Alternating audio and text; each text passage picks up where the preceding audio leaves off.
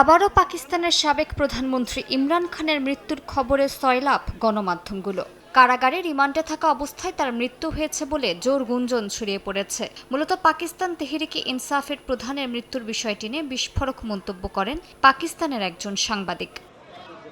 পাকিস্তানি সাংবাদিক ওয়াজাহাত সাইদ খান এক ভিডিও বার্তায় দাবি করেন, সেনাবাহিনীর সদর দপ্তর GHQর ৩ জ্যেষ্ঠ কর্মকর্তা আশঙ্কা করছেন ইমরান হয়তো আর বেঁচে নেই। তবে পরে নিজের বক্তব্য থেকে সরে এসে তিনি স্পষ্ট করেন, তার সূত্রগুলো ইমরানের মৃত্যুর কোনো প্রমাণ দিতে পারেনি। সাইদ জানান, এটি ছিল তাদের আশঙ্কা, নিশ্চিত তথ্য নয়।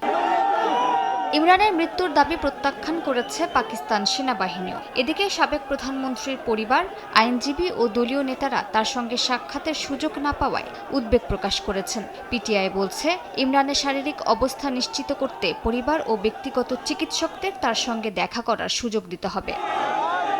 এর মধ্যে বিষয়টি ঘিরে রাজপথে বড় আন্দোলনের হুঁশিয়ারি দিয়েছে PTI। দলটির নেতা ও খাইবার পাখতুনখোয়ার মুখ্যমন্ত্রী সোহেল আফ্রিদি দাবি করেছেন, ইমরানের সঙ্গে দেখা করতে না দিলে লাখ লাখ মানুষ রাস্তায় নামতে প্রস্তুত রয়েছে। আগামী 27 সেপ্টেম্বর ইসলামাবাদ অভিমুখে লং মার্চের ঘোষণাও দিয়েছে দলটি। তার আগে পাকিস্তানের বিভিন্ন শহরে বিক্ষোভের প্রস্তুতির কথাও জানিয়েছে PTI।